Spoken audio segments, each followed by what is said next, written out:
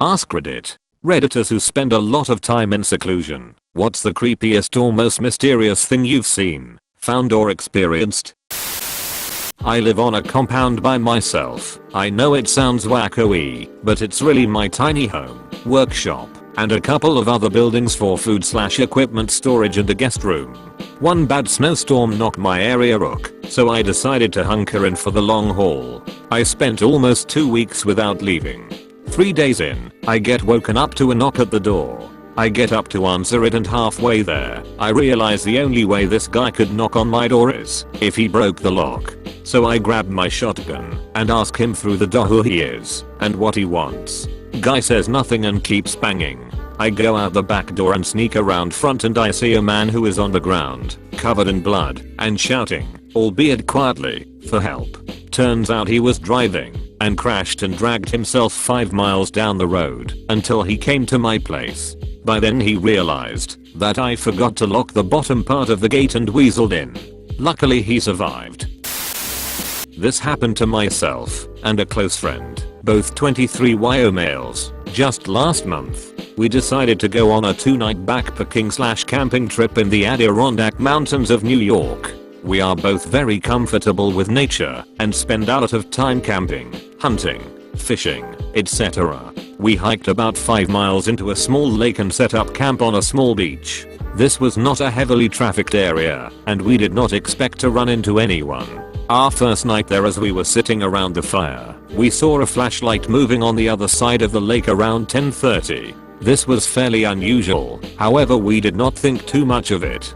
But, as time went on, this flashlight kept moving around the lake, getting closer to our campsite. We kept discussing who could possibly be wandering around the woods in the middle of the night, and we did not particularly want an unwelcomed guest. Once it was clear that the person, or people, were heading for our campsite, we moved off into the woods nearby to see who wandered up. I took a small axe with me, and he had a .22 rifle. Now we weren't expecting trouble, and we certainly didn't want to make any, but we figured we might as well cover our bases. Now, the moment of truth. The flashlight comes near the light of our fire, and it is one man. He has a beard, and is probably in his mid-40s. The scary part was he was carrying what turned out to be a pump-action shotgun.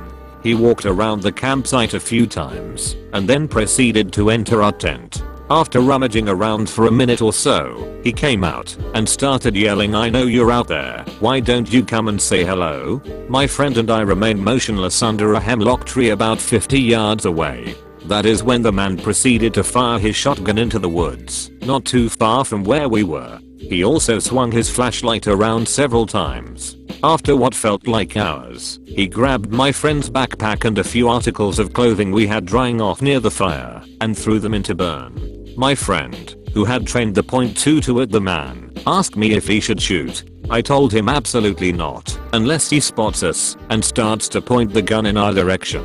Thankfully the man moved off from where he had come after a little while. We waited until his flashlight was on the other side of the lake, ran out, grabbed everything we could fit in my pack and took off. It was now around 2 or 3 a.m. We ran out the trail with flashlights and made it back to my car as the sun was coming up.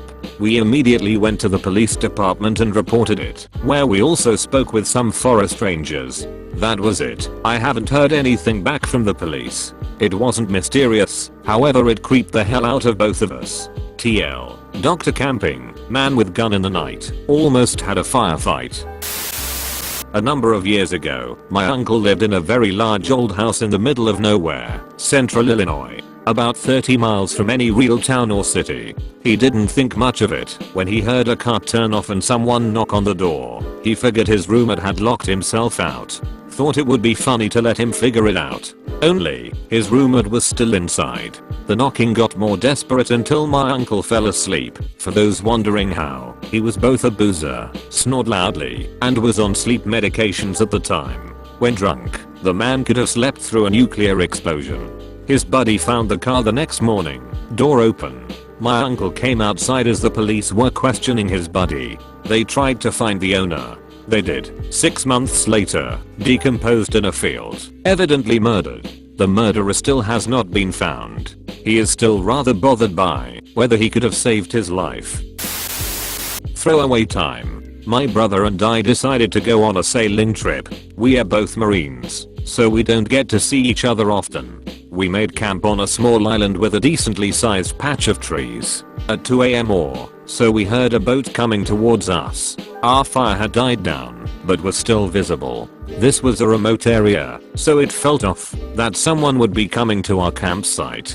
We grabbed our weapons and quietly went into the tree line. Some scraggly looking guy started rifling through our sheet, then started walking toward our boat with a rope. I decided to confront him, and my brother stayed back. To alert this stranger to my presence, I pumped my shotgun and asked him what the hell he was doing in our camp. Before this guy could say anything, I heard another guy in the darkness beyond the fire scream for me to drop my gun or he would kill me. Before I could react, my brother opened fire on the second guy, and I shot the first guy. I retreated back to the tree line, and my brother asked if I was good.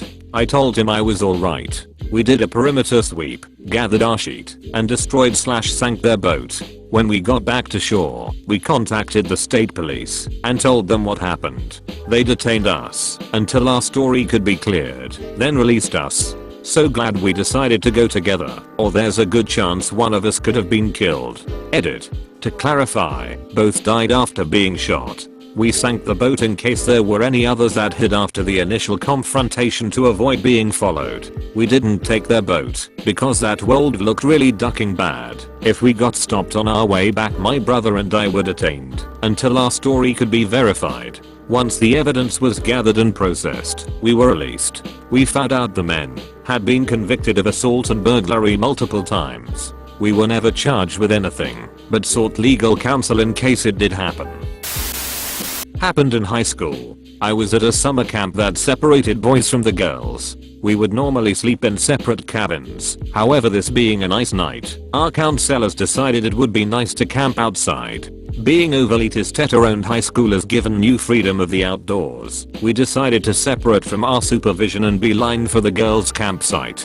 Upon successfully reaching their site and being dumbfounded at what to do, we decided that throwing miscellaneous items into the fire, creating subsequent explosions, would be a good icebreaker. Unfortunately, due to our brilliance, we were quickly brought back to our camp and separated from the girls. Not being discouraged, we decided to regroup and try again. As we began to leave for their site again, we heard an extremely loud bang, as if from a high caliber rifle. The sound was followed by another bang, followed by silence. We all became paralyzed, unsure what to do. Was it from the girls' site? We were too afraid to find out. We could see a flashlight in the distance mulling around the area. I only remember lying quietly, barely able to sleep, joking with fellow campers who would get shot first if that bang was indeed from a gun. The next morning we woke up, alive and very confused to what had happened. I actually only found out what had happened when I got home from camp. A man had shot his ex at a house right by the campsite we were staying that night. What stood out to me the most, other than aforementioned, was an interview with a neighbor who didn't call the police right away because she figured the sound was from some stupid kids blowing up things at a campsite. Apologies in advance for poor formatting. This is on my cell phone. Some friends and I would take my truck up in the mountains during the winter time and tow someone on a tube across the snow. We'd drop the tailgate in my old long bed Ford and a few guys would sit in the back with one of those bazillion candlelight spotlights. When I was driving, it'd be fun to make really wide turns in the dark, so the person on the tube didn't have the luxury of headlights or taillights to somewhat illuminate their trail. The person in the bed of the truck with the spotlight would shine the light clear off to the side, so it was pitch black if you were on the tube. One particular winter night a snowstorm was rolling in, so we headed up to the usual spot, and it was dark that night. A friend was on the tube. I was driving, watching my mirrors as I'd swing him wide enough so he had little light to see anything. As the guy with the spotlight shined the light clear to the side of the truck, I checked my mirror and all of a sudden made eye contact with a guy dressed in jeans, a red plaid shirt, and a blaze orange ball cap. As we made eye contact, I lost all control of my body for probably only 5 seconds, but it felt like an eternity. I stopped the truck and turned it around and asked the guys if they saw him. They all said no, so I flipped the truck around and turned on the high beams and they shined the spotlight all over. I got out and looked for footprints in the fresh snow and saw nothing. That night we went back home and I told my dad about the weird experience and he didn't think anything of it. A week later on the news, the police reported finding a body in the area close to where we were and asked for any tips. My old man convinced me to call the police and tell them we were up in the area and saw that guy. I called and the police said they'd send an investigator over. He came over to the house. I recalled the same experience, saying it happened 7 days earlier. As soon as I said that, the investigator asked me, "You are sure on your date?" Which I was positive, and he showed me a picture of the body they found wearing the same red plaid shirt and blaze orange ball cap. He informed me the body had been on the mountain for at least 1 month, so I must have just seen something. Turns out it was a man who suffered from some mental handicaps and committed suicide on the mountain 1 month prior to when I saw him. This story takes place in August of 2013 in the mountains of southern Oregon. I'm a USAF Security Forces airman, military policeman. My girlfriend was at work, and as a swelteringly hot day began to turn into thunderstorms, my buddy Nick, another military cop, and I decided to go explore some back roads and get out of the heat in town. Southern Oregon is crisscrossed with logging roads, some actively used, and many totally forgotten and grown over. Nick and I spent many of our days off starting on roads that we knew, finding roads we didn't know, driving for hours into the mountains, eventually navigating back to paved roads. On this particular day, with storm clouds building over the mountains, we set off on a road we had never been on and began the drive into the mountains. After driving for around an hour, we hadn't seen nor heard any signs of other people in the woods. We rounded a bend in the thick fir woods and emerged in a meadow that was totally surrounded by thick aspen groves. The meadow was perfectly flat and eerily still. We both noticed the strange stillness almost immediately. No birds, hardly any insect noise, no squirrels, and certainly no other people. On the far side of the meadow, right at the edge of the tree line, there was a picnic table. The table was very odd. However, it was painted a bright orange and was much larger than a typical picnic table in a park. Remarking on this, Nick drove through the meadow to get a closer look. I remember being apprehensive as we approached. The whole scenario was exceptionally strange. The overall silence of the aspen grove was unsettling. Also, it was nearly impossible to see far into the trees as aspens grow extremely close together. When we parked by the table, I hopped out of the passenger seat of the truck to check it out. I'm not very tall, only about 5 feet 5 inches. Regardless, the table was ridiculously oversized and practically unusable. The seats were nearly at chest level, meaning I would have to climb up to even sit on them. As I was looking at the table, Nick called me over to the truck, and I noticed he was looking back into the aspens. At first, I couldn't see what he was looking at, but then I noticed a splash of color that was completely out of place in the thick trees. A small one-man tent was set back in the trees, about 50 feet from the strange table. I had an initial feeling of dread and felt certain that there was someone in the tent, and if we could see the tent, they could see us. There were no campgrounds in this area, no people, no main roads for miles. Surely someone camping so remotely would be, at the very least, a strange person. However, as we observed the tent, we didn't see any movement or hear any sounds coming from it. Nick suggested I call out. I didn't want to, but I did. "Hey, anyone in there?" I yelled. No reply. Feeling completely on edge, Nick and I thought about driving away and leaving this strange area. But we began to fear the worst. What if there was a body in the tent? What if somebody had gotten kidnapped? Foolish, I know, but we thought it, all the same. After some debate, we decided to have Nick turn the truck around to drive away from the camp. Should we need to leave in a hurry, he would be waiting behind the wheel. With my heart pounding, I started walking through the trees towards the tent. I was totally keyed up with my senses on full alert. When I reached the campsite, several things struck me as odd.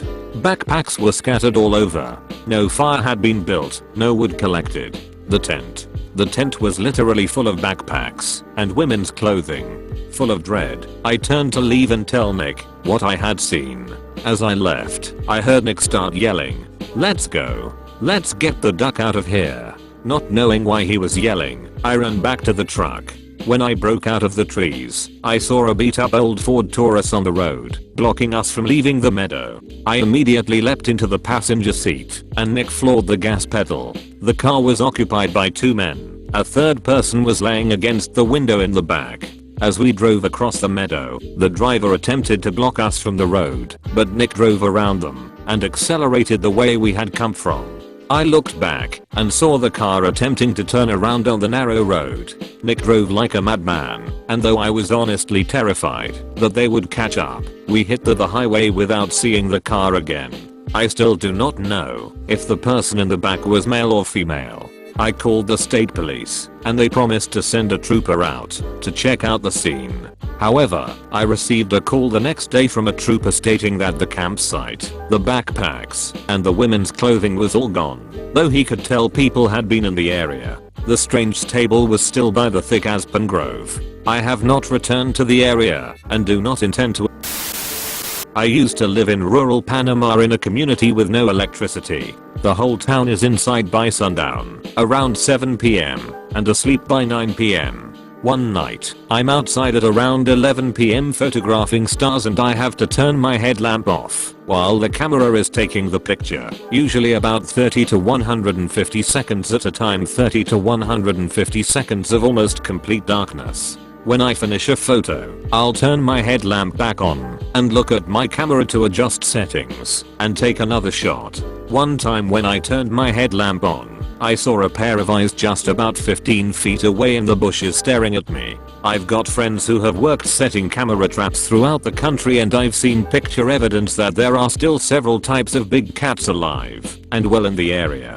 I lean down to pick up some rocks, look back up, and the eyes are gone. My house is about 100 feet away. I do my best to turn my handful of rocks and inky tripod into weapons and run as manly like as I can back to my house. I never went back out to take pictures at night. 3 roommates and I went over to a friend's apartment not far from campus, but on a set of apartments in the middle of nowhere. We were just sitting in the living room watching TV, and I got up to go put a glass in the sink. Know how there is usually a window over the sink in most kitchens? So I'm washing this glass out. The light is on. There are no blinds on the window, just a curtain.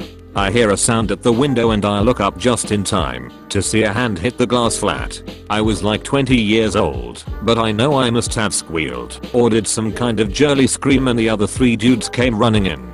I told them someone hit the glass. My buddy grabs his hunting rifle and we run outside. By this time 60 seconds have probably already passed. We get outside and all we see is a bucket laying sideways under the window, along with a screen. There was a visible handprint on the window. Breakdown: someone got a bucket to stand on, took the screen off the window, and was trying to open it when the bucket must have flipped from under them. Outside looking in, you could see through the kitchen and into the living room where we were sitting. This person would have easily seen me standing there, literally 3 feet from them on the other side of the window. There were 4 college-age guys inside, and this person was still trying to break in.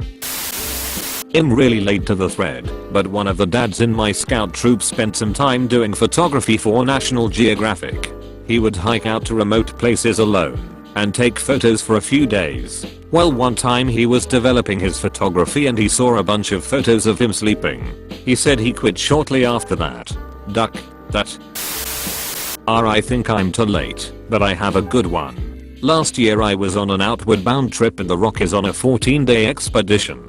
In case you guys aren't hip to the outward bound course, there is a solo about 3/4 the way through the trip, which is pretty much you're in your own area out of eyeshot and hearing range of other group members for a set amount of time. This expedition had a 2-day one.